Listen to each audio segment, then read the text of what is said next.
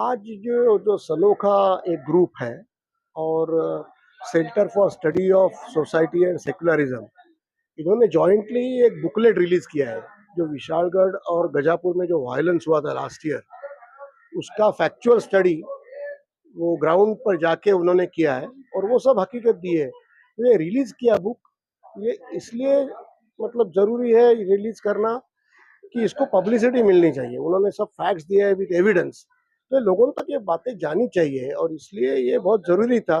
और मैं हर एक को रिक्वेस्ट करूंगा कि ये बुक ज़रूर पढ़े और इसके बाद उनको ही दिल को लगेगा कि ये किसी गलत दिशा में हमारा देश जा रहा है, इस तरह से हमारे देश का विकास नहीं होगा और वो अ, सोचने पर मजबूर करना उनको ये बुक उनको करेगा, ऐसा मेरा यकीन है। तो ये बताइए कि जो राजनेता जो है दंगे कराते हैं चुनाव के लिए और ऐसे तो बॉम्बे में तो आज तक नहीं हुआ लेकिन गाँव-गाँव के अंदर बहुत हो रहा है। पर कानून क्यों नहीं बनाया जा रहा है? नहीं, उस पर कानून तो है लेकिन केसेस किए नहीं जाते। जैसे लोगों को ये भड़काना, धार्मिक विद्वेष फैलाना, है तो सब गुनाह है ही। लेकिन वो प्रशासन कुछ कर नहीं रहा है क्योंकि लोगों का शायद लोगों का दबाव आता है उनके ऊपर। मतलब जो प्रशासन में ऊपर वाले जो है, जो बड़े अधिकारी है या नेता है, उनका दबाव आता होगा, इसलिए वो कुछ करते नहीं है। लोगों को शांति से जीने के लिए क्या करना चाहिए? नहीं, हमको ये कि लोगों को अवेयर करना चाहिए। कुछ लोग जो जानबूझ के फैला रहे हैं राजकीय सत्ता लेने के लिए, उनको तो हम कुछ कर नहीं सकते। लेकिन जो लोग उनके बहकावे में आते हैं, उन्हें सच्चाई क्या है, ये हम दिखाएँगे। देश का हित किसमें है, ये दिखाएँगे। हमें किस तरह का समाज चाहिए, ये अगर वो सोचेंगे, तो ये सब अपने आप बंद पड़ जाएगा क्योंकि वो नेताओं को सपोर्ट नहीं मिलेगा। आज उनको पॉलिटिकल सपोर्ट मिल रहा है ये दूरी फैला के। अभी तक तो मस्जिदों को स्पीकर के लेकर बात चल रही थी, अभी मराठी को लेकर बातचीत चल रही है। अब क्या कहना चाहिए? नहीं, उसके बारे में मराठी की बात पूरी अलग है। उसमें कुछ वो लोकल इसका इश्यू, उसे रिलीजन सा कोई उसमें सवाल आता नहीं है क्योंकि मुस्लिम भी मैंने देखा है मराठी बोलते हैं, वो एरिया में रहने वाले। और मस्जिद का जो है वो कोर्ट में अभी है, तो उसके बारे में मैं अभी कुछ नहीं कहूँगा। सही और मेरा नाम मोहम्मद असलम गाजी है। मैं पीसीआर का एडमिनिस्ट्रेटिव प्रेसिडेंट हूँ। शिक्षा साहब उसके प्रेसिडेंट हैं। हम लोग इस तरह के बहुत सारे केसेस लोअर कोर्ट से लेकर सुप्रीम कोर्ट तक लड़ते रहते हैं। गजापुर विशालगढ़ हम लोग खुद गए थे फैक्ट फाइंडिंग के लिए। और आज का ये जो कार्यक्रम हुआ है, वहाँ जो कुछ हुआ हिंसा जिन लोगों ने की, वो अभी तक आज़ाद फिर रहे हैं।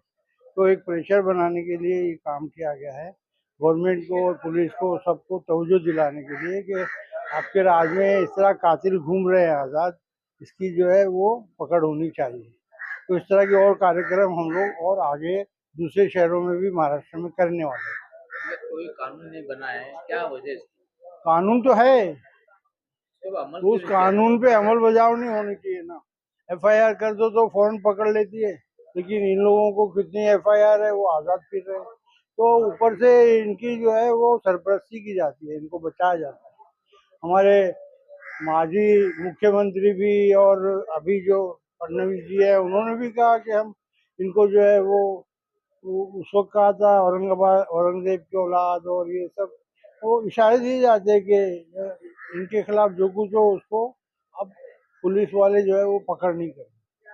अभी क्या आपकी डिमांड क्या है जो प्रकाश हो जाए हम प्रकाश हो कंटिन्यू, हम भी लगे हुए हैं, छोड़ेंगे नहीं पीछा, करेंगे काम जब तक वो पटक ना हो, उनको सजा ना मिले। हम हर हर जगह हम पहुंच के काम करते हैं। तो गैर कानूनी जो काम हो रहे हैं उनकी रोकथाम करना हमारी जिम्मेदारी है, करेंगे। रिलीज की है बुक, उसकी क्या खास बात है और क्या विशालगढ़ में जो दंगे हुए उसकी क्या रिपोर्ट क्या है, उनको सजा क्यों नहीं मिली अभी तक?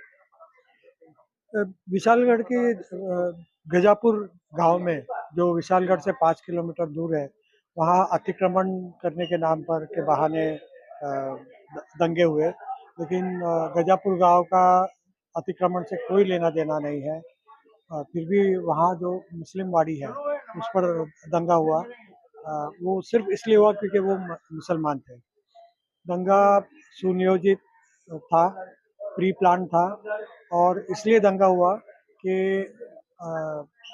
जो रूलिंग पार्टी है बीजेपी के चीफ मिनिस्टर और डेप्यूटी चीफ मिनिस्टर, उन्होंने कहीं अपने भाषणों से संकेत दिया था कि कोई कार्यवाही नहीं होगी, या जब दंगाइयों को लगा कि शासन हमारे साथ है, तो वो खुलकर दंगा करने गए। उन पर कोई एक्शन होने वाला नहीं था, ये दंगाइयों को पता था और नहीं हुआ।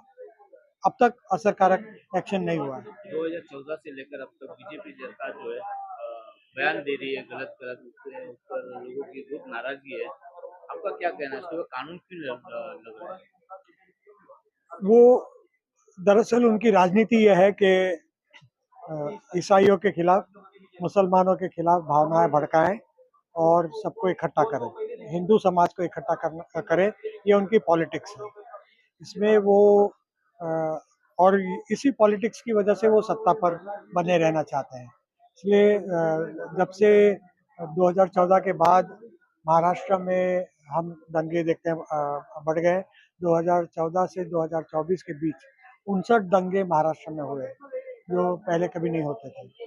वो ये 59 से ज़्यादा हुए होंगे, लेकिन 59 दंगे प्रेस में रिपोर्ट हुए। अभी बताइए कि आपकी जो भूमिका क्या रहेगी इस चुनाव के बाद, जो ये महानगर पालिका के चुनाव के बाद में अगर कोई दंगे होते या फिर ऐसी बात होती, तो आपकी भूमिका क्या रहेगी? हमारी भूमिका तो दंगा मुक्त महाराष्ट्र चाहिए, ये हमारी भूमिका है। दंगा मुक्त महाराष्ट्र के लिए वो तभी होगा जब जो दंगे करने वाले हैं उन पर कानूनी कार्यवाही होगी, उनको अरेस्ट किया जाएगा, और जो भी दंगा करने वाले हैं, किसी भी धर्म के, समाज के, मज़हब के हो, और किसी भी मुद्दे पर दंगा करने वाले हो, जो भी हिंसा करने वाला है, उसको जब ये डर रहेगा कि हम पर कानूनी कार्यवाही होगी, हमको कानून से सज़ा मिलेगी और शासन हमारे खिलाफ होगा, तो महाराष्ट्र में दंगे कम होंगे या नहीं होंगे। हमें दंगा मुक्त महाराष्ट्र चाहिए।